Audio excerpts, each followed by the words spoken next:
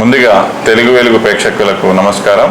ఈరోజు స్టూడియోలో మనతో పాటు తెలంగాణ వైరా జనసేన పార్టీ ఇన్ఛార్జ్ కట్ట రామకృష్ణ గారు మనతో ఉన్నారు. ప్రస్తుతం తెలంగాణలో జనసేన పార్టీ ఏ విధంగా ముందుకెళ్తుందో ముందుగా వారిని అడిగి తెలుసుకుందాం. నమస్కారం రామకృష్ణ గారు. నమస్కారం. బాగున్నారా? బాగున్నాను సార్, మీరు బాగున్నారా? బాగున్నాండి. ప్రస్తుతం తెలంగాణలో జనసేన పార్టీ మరి రానున్న కొన్ని రోజుల్లో ఆల్రెడీ తెలంగాణ గవర్నమెంట్ సగభాగం ముగించుకొని ఉంది. ఇంకా రానున్న రోజుల్లో మన జనసేన పార్టీ మన పవన్ కళ్యాణ్ గారు కూడా మరి ప్రెస్ మీట్ కూడా పెట్టడం జరిగింది. ప్రస్తుతం మన తెలంగాణలో జనసేన పార్టీ ఏ విధంగా ముందుకు వెళ్తుంది? ముందుగా తెలుగు వెలుగు ప్రేక్షకులందరికీ నమస్కారం. ఇట్లా మీడియాతో పరిచయం కావటం చాలా సంతోషంగా ఉంది.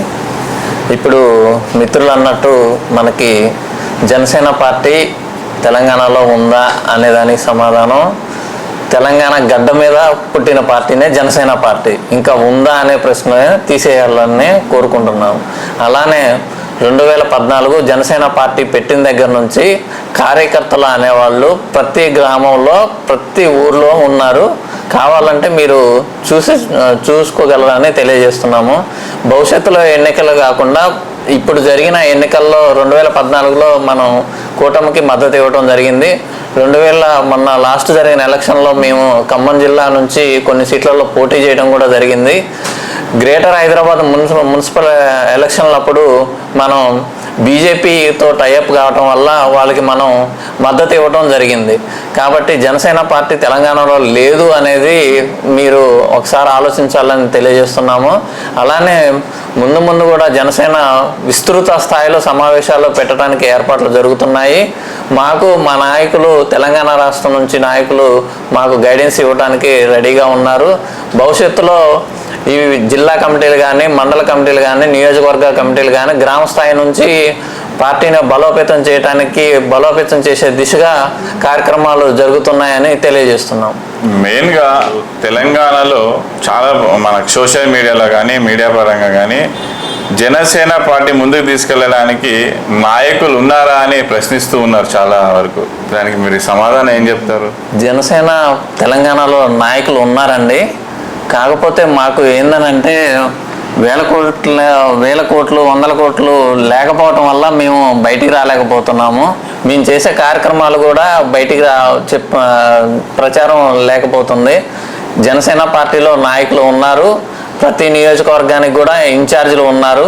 త్వరలోనే కమిటీలు కూడా వేయటం జరుగుతుంది. కాబట్టి మీ అందరికీ సమాధానం మరికొద్ది రోజుల్లో మీకు తెలుస్తుందని తెలియజేస్తున్నాం. తెలంగాణలో ప్రస్తుతం ప్రొఫెసర్ నాగేశ్వరరావు గారు హాట్ టాపిక్లు మన జనసేన పార్టీ పైన చాలా విమర్శన చేస్తున్నారు.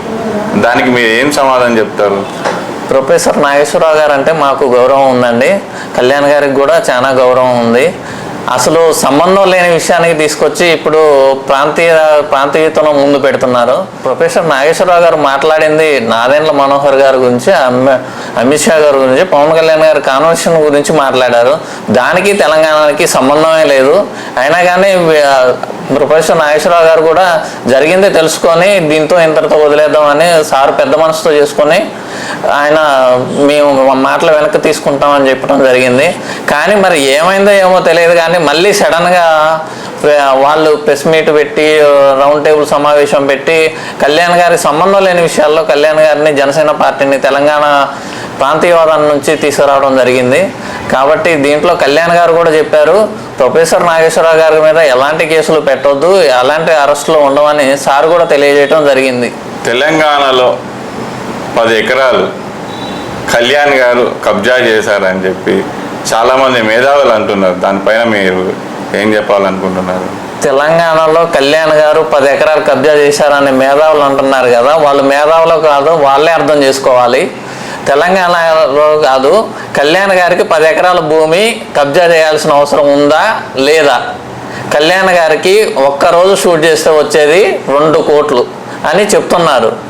ఇప్పుడు ఒక యాడ్ చేస్తే కోట్లు ఇస్తామని చెప్పేసి క్యూలో ఉండే నాయకుడు పవన్ కళ్యాణ్ గారు. అలాంటిది ఆయన డబ్బే కావాలి అని అనుకుంటే సినిమాలో ఉండొచ్చు, లేకపోతే యాడ్స్ చేసుకున్నా కానీ అలాంటి 100 ఎకరాలు కొనవచ్చు. మీకు మనస్ఫూర్తిగా నేను కోరుకునేది ఏంటంటే మీరు కబ్జా చేశారు అని అంటున్నారు కాబట్టి ఆ ఆధారాలని ప్రభుత్వాలకు ఇస్తే ప్రభుత్వం కళ్యాణ్ గారి మీద యాక్షన్ తీసుకుంటుంది. మీరు ఆ పని చేసి ఆ 10 ఎకరాల భూమిని, తెలంగాణ భూమిని మీరు కాపాడగలరని కోరుకుంటున్నాను. అదేవిధంగా మీ దగ్గర ఏదైనా ఆధారాలు ఉంటే మీడియా సమావేశాల్లో కానీ ప్రభుత్వ అధికారాలకి, అక్కడ సంబంధించిన రెవెన్యూ అధికారాలకి అది ప్రభుత్వ భూమి అని నిర్ధారించడం జరిగితే నేను ప్రభుత్వానికి అప్పగించడానికి సిద్ధంగా ఉన్నానని చెప్పి మా నాయకుడు బలంగా చెప్పడం జరిగింది. ఈ రోజుల్లో ఎంతమంది చెప్తున్నారు, ఇప్పుడు మాట్లాడుతున్న వారు ఫామ్ హౌజులు కబ్జా చేశారు, ఫామ్ హౌజులు కట్టుకున్నారు అని చెప్పేసి ఒకళ్ళొకళ్ళు తిట్టుకోవడమే సరిపోతుంది. కానీ ఇవన్నీ నిరూపితం అయితే మరి ఆ ఫామ్ హౌజులన్నీ ఎక్కడికి వెళ్ళి వచ్చినాయి, మీరేమన్నా నిరూపించగలిగారా? హైడ్రా కమిషనర్ రంగనాథ్ సార్ కూడా తెలియజేయడం జరిగింది, కళ్యాణ్ గారిది అది ప్రభుత్వానికి సంబంధించిన భూమి కాదని చెప్పేసి వారు కూడా తెలియజేశారు. మీకు అంతగా నమ్మకం లేకపోతే మీరు కూడా హైడ్రాని ఆశ్రయించండి, లేకపోతే ప్రభుత్వ అధికారాలకు సంబంధించిన అధికారులను ఆశ్రయించి దాని మీద నిరూపణ చేయండి, దానికి సంబంధించిన ఆధారాలు తీసుకురావాలని కోరుకుంటున్నాను. తెలంగాణ విభజన జరిగిన తర్వాత పవన్ కళ్యాణ్ గారు తెలంగాణ ఉపవాసం చేశానని కొందరు అంటున్నారు. ఇక్కడ గమనించాల్సిన విషయం ఏంటంటే ఆ రోజు కళ్యాణ్ గారు మొత్తం వీడియో చూస్తే మనకి ఒక క్లారిటీ వచ్చేది. కళ్యాణ్ గారు ఏమన్నారు అంటే తెలంగాణ విడిపోవటానికి నాకు బాధగా ఉంది అని అనలేదు, విడగొట్టిన పద్ధతి బాధగా ఉందని చెప్పేసి తెలియజేయడం జరిగింది. మీరు పార్లమెంట్లో బిల్లు పెట్టారు, మీరు తలుపులు వేసి తెలంగాణ ఇవ్వటం ఎందుకు? అదే ఒక సభ తెలంగాణలో పెట్టి రాష్ట్రాన్ని గొప్పగా ఎంతో కొట్లాడి ఎన్నో ప్రాణాలు, బలిదానాలు, ఉద్యమాలు, ఎన్నో ఏళ్ల శ్రమ మీద వచ్చిన తెలంగాణకి మీరు ఆ 2 నిమిషాల్లో చేయాల్సిన అవసరం ఏముంది? మీ సోనియా గాంధీ గారు కానీ కాంగ్రెస్ పార్టీ నాయకులు కానీ ఎవరైనా కానీ తెలంగాణలో ఒక సభ పెట్టి మీ రాష్ట్రాన్ని మేము ఇస్తున్నాం అని చెప్పేసి గర్వంగా ఇవ్వాలి అనేది తెలియజేశారు. అలానే తెలంగాణ రాష్ట్రం వచ్చిన తర్వాత తెలంగాణకి బడ్జెట్ ఎంత ఇచ్చారు, ఉద్యోగాలు, పంపకాలు, నియామకాలు ఏంది అనేది ఒక జీవోలు కానీ ఏమి ఇవ్వకుండా మీరు నైట్ మేము తెలంగాణ ఇచ్చేస్తున్నాం, బిల్లు పాస్ చేస్తామని చెప్పేశారు. అలాంటి కారణాల వల్లనే కళ్యాణ్ గారు అన్నారు ఏదైనా సరే ఒక పని చేసే ముందు దానికి ఒక పద్ధతి ఉండాలనేదే కళ్యాణ్ గారి అభిప్రాయం. అదే మీరు గమనించగలరని తెలియజేస్తున్నాము. ఎప్పుడూ కూడా తెలంగాణకి కళ్యాణ్ గారు నష్టం చేయలేదు. 2009లో ప్రజారాజ్యం పెట్టినప్పుడు కూడా సామాజిక తెలంగాణ అనే భావంతోనే రావడం జరిగింది. కానీ తెలంగాణకి నష్టపరిచే చర్యలో పవన్ కళ్యాణ్ గారు ఎప్పుడూ చేయరు. ఒకవేళ ఏదన్నా చర్య చేసి ఉంటే దాన్ని మీరు తెలియజేయాలని తెలియజేస్తున్నాం. హైదరాబాదులో పార్టీ సమావేశానికి పర్మిషన్ ఇవ్వలేదు ప్రభుత్వం, దానిపైన మీరు ఏమనుకుంటున్నారు? అంటే మాకు తెలిసింది ఏంటంటే అక్కడ ఫంక్షన్ హాలు సరైన కంఫర్టబుల్ జోన్లో లేదని చెప్పి, పార్కింగ్కి ఇబ్బంది అని చెప్పేసి పర్మిషన్ ఇవ్వలేదని చెప్పేశారు. మేము కూడా పోలీస్ డిపార్ట్మెంట్ వారికి వ్యతిరేకం కాదు. కాకపోతే మా నాయకుడు ఏంటంటే ఇప్పుడు మీరు జనసేన తెలంగాణలో ఉందా, మీ నాయకులు ఉన్నారా అని అడిగే వాళ్ళు ఉన్నారు కదా, వాళ్ళకి మేము ఒక 2 months బ్యాక్ మేము క్రియాశీలక సభ్యత్వ నమోదు కార్యక్రమం చేపట్టడం జరిగింది. దరిదాపు 1,00,000 సభ్యత్వాలు చేసుకోగలిగినాం తెలంగాణలోనే. తెలంగాణలో జనసేన పార్టీ లేకపోతే మరి మాకు ఇన్ని సభ్యత్వాలు వస్తాయా? సరే, మీరు అంటున్నట్టు తెలంగాణలో మాకు బలం లేదు. బలం లేనప్పుడు మేము కళ్యాణ్ గారు ఒక హోటల్లో, ఒక కన్వెన్షన్ హాల్లో మాతో మా నాయకులతో ఒక మీటింగ్ పెట్టుకుంటున్నాం, ఇంటర్నల్ మీటింగ్ అది. దానికి ఇప్పుడు ప్రెస్ మీట్ దాకా వచ్చేది కాదు కదా. మాదేదో మేము మాట్లాడుకొని మా కార్యాచరణ ఏదో మేము ప్రకటించుకొని మా పార్టీ బలోపేతం దిశగా మేము ఇంటర్నల్గా మీటింగ్ పెడతామని చెప్పేసి కళ్యాణ్ గారు అన్నారు. అది ఈరోజు వచ్చింది కాదు కదా, ఆంధ్రాలో కూడా మొన్న మంగళగిరిలో జరిగింది. అదే ఉద్దేశంతోనే పార్టీకి ఫస్ట్ నుంచి మేము కార్యకర్తలుగా పనిచేసిన వాళ్ళని ఎవరినో ఐడెంటిఫై చేసి వాళ్ళకి సముచిత స్థానం కల్పించడానికి, దిశానిర్దేశం చేయడానికి కళ్యాణ్ గారు నిన్న సమావేశం ఏర్పాటు చేయటం జరుగుతుంది. దాన్ని మీరు పర్మిషన్ ఇవ్వకుండా దాన్ని అడ్డుకొని ఇవాళ ప్రెస్ మీట్ దగ్గరికి వచ్చేసరికి మీరే జనసేన పార్టీని హైప్ తీసుకొచ్చిన ఆ కార్యక్రమం చేశారు. దానికి మీకు కూడా ధన్యవాదాలు తెలియజేస్తున్నాం. ఓకే, తెలంగాణలో భవిష్యత్తులో జనసేన పార్టీ కార్యాచరణ ఎలా ఉండబోతుంది? భవిష్యత్తులో తెలంగాణ జనసేన పార్టీ బలంగా పోరాటం చేయగలుగుతుంది. మీరు ఇప్పుడు అందించిన మాకు ఇది ఒక బూస్ట్ లాగా పనికొస్తుంది. దయచేసి చెప్తున్నాము, తెలంగాణ నాయకులు కానీ కార్యకర్తలు కానీ చాలా బలంగా ఉంటారు. మేము దేనికైనా సిద్ధంగా ఉంటాము.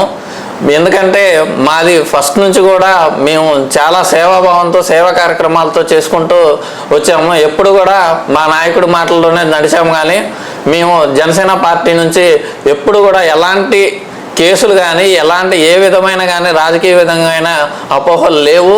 మేమంతా చాలా నిజాయితీ నిబద్ధతగా నడుస్తున్నాము కళ్యాణ్ గారితో. మా నాయకుడు మాకు చెప్పిన మాటల ప్రకారమే ముందుకు వెళ్తాము. ఇప్పుడు ఒక 2-3 నెలల్లోనే తెలంగాణకు సంబంధించిన కమిటీలు ఏర్పాటు చేయడం జరుగుతుందని చెప్పేసి చెబుతున్నారు. మొన్న జరిగిన సభ్యత్వాల నుంచి ఎవరైతే మొదటి నుంచి పార్టీకి కష్టపడుతున్నారో వాళ్ళకి సముచిత స్థానం కల్పించి భవిష్యత్తులో గ్రామ స్థాయి నుంచి ఖచ్చితంగా జనసేన పార్టీని డెవలప్ చేయడానికి ప్రయత్నాలు జరుగుతున్నాయి. రాము గారు కూడా ఈ విషయాన్ని చాలా వ్యక్తిగతంగా తీసుకొని చాలా డెడికేషన్గా ఇప్పుడు వరకు మనకి కార్యకర్తలు ఎవరున్నారు అనే దాని మీద శ్రద్ధ పెట్టి ప్రతి నియోజకవర్గంలోనూ ప్రతి గ్రామ స్థాయిలోనూ కమిటీలు వస్తాయి. ఖచ్చితంగా జనసేన పార్టీ బలంగా పోరాడుతుంది.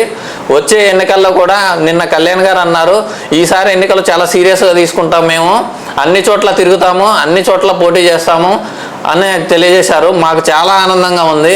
ఎందుకనంటే కళ్యాణ్ గారు ఆ స్టెప్ తీసుకున్నారు అంటే మనకి ఆంధ్రాలో ఏ విధమైన 5 సంవత్సరాలు జరిగిందో చూసుకోగలం. కాబట్టి కళ్యాణ్ గారు ఒక ఎండ్లో వచ్చి నిలబడ్డా కానీ ఈరోజు మీరు ప్రెస్ మీట్ చూస్తుంటారు. కన్వెన్షన్ హాల్లో అది రద్దు చేయగలిగారు కానీ ప్రెస్ మీట్ దగ్గరకు వచ్చే జనాన్ని ఆపలేకపోయారు. దగ్గర ఒక 5,000 మంది అక్కడ వచ్చినట్టు సమాచారం. ఇప్పుడు అదే మేము ఫంక్షన్ హాల్లో మీటింగ్ పెట్టుకుంటే మాకు లిమిటెడ్ యాక్సెస్ పాసులు కూడా ఇచ్చారండి. ఎవరు పడితే వాళ్ళకి వచ్చేది కూడా కాదు. అది 1000 మందితో సరిపోయేది. ఇప్పుడు అది కళ్యాణ్ గారు ఇంటి ముందుకు వచ్చేసరికి పబ్లిక్ ఎక్కువయ్యి జనాలకి ఎక్కువ పోయింది. ఇప్పుడు దయచేసి అందరికీ చెప్తున్నాము, కళ్యాణ్ గారి దగ్గరకి తెలంగాణలో ఎప్పుడు కూడా తెలంగాణని కళ్యాణ్ గారు విమర్శించరు, తెలంగాణ డెవలప్మెంట్ని ఆపుకోరు. కళ్యాణ్ గారు ఎప్పుడైనా కానీ తెలంగాణ ఉద్యోగాలకు కానీ తెలంగాణ డెవలప్మెంట్ కానీ తెలంగాణలో నీళ్లకు సంబంధించింది కానీ దేనికైనా కానీ కళ్యాణ్ గారు అడ్డుపడ్డట్టు ఉన్నారా? ఒకవేళ కళ్యాణ్ గారికి అంత శక్తి ఉందని మీరు భావిస్తున్నారా? అంత భావిస్తున్నప్పుడు కళ్యాణ్ గారు బలమైన వ్యక్తే కాదా అనేది మీకే తెలియజేస్తున్నాము. ఇంకోటి, మీరు ఎప్పుడైనా కానీ విమర్శ చేసేటప్పుడు రాజకీయాల పరంగా విమర్శ చేయండి, వ్యక్తిగత విమర్శలు తగ్గించుకుంటే మంచిదని అందరికీ తెలియజేస్తున్నాము. ఈరోజు తెలంగాణలో పరిస్థితి ఎలా ఉంది అని అంటే ప్రాంతీయవాదాల మీద కళ్యాణ్ గారిని తీసుకొచ్చి పెడుతున్నారు. ఇప్పుడు ఆ టైం ఏదో మన డెవలప్మెంట్, ఇప్పుడు మొన్న గడిచిన 10 సంవత్సరాలు మనమే కదా పరిపాలించుకున్నది. మనం అంతకుముందు 10 సంవత్సరాలు ఆంధ్రప్రదేశ్ ఉమ్మడి రాష్ట్రంలో ఉన్నప్పుడు ఆంధ్ర నాయకుల వల్ల మా పాలన వెనుకబడింది, మాకు రావాల్సిన ఉద్యోగాలు రాలేదు, మాకు రావాల్సిన నియామకాలు రాలేదు, మాకు రావాల్సిన ఏవి మాకు రాలేదు అని చెప్పేసి మనం ఫైట్ చేయటం జరిగింది. ఇప్పుడు మన ప్రభుత్వాలు వచ్చిన తర్వాత గత టీఆర్ఎస్ ప్రభుత్వం కానీ ఇప్పుడు నడుస్తున్న ప్రభుత్వంలో కానీ మరి మన నియామకాలు మనకు వస్తున్నాయా, మన నీళ్లు మనకు వస్తున్నాయా, మన ఉద్యోగాలు మనకు వస్తున్నాయా, ఉద్యోగులందరూ సంతోషంగా ఉండగలుగుతున్నారా అనేది మనం ఒకసారి ఆలోచించుకోవాలి. ఇప్పుడు పక్క రాష్ట్రంలో పక్క వాళ్ళ డెవలప్మెంట్ గురించి కాదు, మన రాష్ట్ర డెవలప్మెంట్ ఏంది, మన పరిస్థితి ఏంది, మన ఇల్లు ఏంది అనేది మనం ఆలోచించుకొని మన డెవలప్మెంట్కి మన టైం కేటాయించుకోవాలని అందరికీ తెలియజేస్తున్నాము. అలానే నిన్న మాట్లాడుతున్నారు కళ్యాణ్ గారు ఇక్కడ తిరగకూడదు అని చెప్పేసి అంటున్నారు. ఇప్పుడు నేను చెప్తున్నాను, రేవంత్ రెడ్డి గారు మొన్న మనకి కేరళ పోయి ప్రచారం చేశారు, అక్కడ కాంగ్రెస్ పార్టీ తరఫున చేసుకున్నారు. ఇప్పుడు మన టీఆర్ఎస్ కాస్త బీఆర్ఎస్ అయింది అంటే వాళ్ళు జాతీయ పార్టీలో పోవచ్చు, జాతీయ రాజకీయాల్లో మాట్లాడవచ్చు. కళ్యాణ్ గారు మాత్రం ఇక్కడ తెలంగాణ వస్తే ప్రాంతీయవాదం అయిపోతుందా? మరి మీకు లేని న్యాయం కళ్యాణ్ గారికి ఉంటుందా? మీకు లేని ఆక్షేపణ కళ్యాణ్ గారికి ఎందుకు అంటగడుతున్నారు? మీరు ఒకసారి ఆలోచించండి. తెలంగాణలో కాంగ్రెస్ పార్టీ పుట్టలేదు, అర్థమైందా? తెలంగాణలో జనసేన పార్టీ పుట్టింది. మీరు దాన్ని గమనించగలరని కోరుతున్నాం. ఇప్పుడున్న కాంగ్రెస్ పార్టీ ఎక్కడ ఉంది? మనకి ప్రియాంక గాంధీ గారు కానీ ఎవరైనా కానీ ఎక్కడైనా కానీ ఏ ఎలక్షన్లో అయినా కానీ ఎక్కడి నుంచి అయినా పోటీ చేసే స్వేచ్ఛ ఉంది. అలానే మాట్లాడే స్వేచ్ఛ కూడా ఉంది. మాట్లాడే స్వేచ్ఛ కూడా ఎట్లా ఉండాలంటే ఎదుటి వాళ్ళని ఇబ్బంది పెట్టే విధంగా ఉండకూడదు. దాన్ని మీరు గౌరవించగలరని కోరుతున్నాం. రామకృష్ణ గారు, చివరిగా తెలంగాణలో జనసేన పార్టీ నాయకులకు కానీ కార్యకర్తలకు కానీ శ్రేయోభిలాషులకు కానీ ఈ పార్టీకి సంబంధించిన వారికి మీరు ఏ విధంగా ముందుకు తీసుకెళ్లాలని అది మీ మాటల్లో ఏం చెప్పాలనుకుంటున్నారు? మా కేడర్కి మా నాయకులు ఉన్నారు, పైన మాకు కళ్యాణ్ గారు ఉన్నారు. వారి ఆదేశాల అనుసారం ఖచ్చితంగా వాళ్ళు ఏది చెప్తే అది పార్టీకి నిబద్ధతగా కట్టుబడి పార్టీ గైడ్లైన్స్ ప్రకారం అందరికీ గైడ్లైన్స్ వస్తాయి. దాని ప్రకారమే మేము ముందర పోవటానికి ఉంటాము. ఏదేమైనా కానీ తెలంగాణలో మళ్ళొకసారి జనసేన అనే మాట అందరి నోట వచ్చింది. ఒకప్పుడు మేము జనసేన అనేది కొంతమందికి రిజర్వ్ అయి ఉన్నది. ఈరోజు తెలంగాణలో జరిగిన సమావేశాలకి ఈరోజు వస్తున్న విషయాల గురించి అందరికీ మళ్ళొకసారి తెలంగాణ జనసేన పవన్ కళ్యాణ్ అనేది బాగా ప్రాచుర్యం పొందింది. ఇంకోటి చెప్తున్నానండి, యూట్యూబ్లో కానీ ఎక్కడా కానీ ఇప్పుడు మీరు పెట్టేది మీరు వ్యూవర్షిప్ కోసం పేమెంట్ల కోసం అయితే పెట్టకండి. మీకు ఏదన్నా అన్యాయంగా పవన్ కళ్యాణ్ గారు ఏదన్నా అన్యాయం జరిగిందని అంటే దాన్ని మాత్రం నిలదీద్దాం, మేము కూడా దానికి సపోర్ట్ చేస్తాము. కళ్యాణ్ గారు ఎప్పుడు కూడా మనసులో కూడా ఎప్పుడూ తెలంగాణకి తక్కువ చెయ్యరు, ఎప్పుడూ తెలంగాణ వాళ్ళని ముందే పెడతారు. ఆయనకి జాతీయవాదం ముఖ్యం, ప్రాంతీయవాదం కాదు. రెండు రాష్ట్రాలు కూడా అభివృద్ధి కోరుకునేవాడు కళ్యాణ్ గారు. ఇప్పుడు కళ్యాణ్ గారు మన రాష్ట్రానికి ఏదైనా సమస్య వచ్చింది అని అంటే మొన్న వరదల సమయంలో కావచ్చు, కరోనా సమయంలో కావచ్చు, ఏదైనా విపత్తులు వచ్చినప్పుడు ఆయన చేతనైనంత కళ్యాణ్ గారు ఎప్పుడూ ముందరగా మనకి చేస్తూనే ఉన్నారు. కాబట్టి మీరు దాన్ని కూడా ఒకసారి ఆలోచించుకోవాలని కోరుకుంటున్నాను. థ్యాంక్ యూ సార్, ఈరోజు మీ విలువైన సమయాన్ని మాకు అందించినందుకు.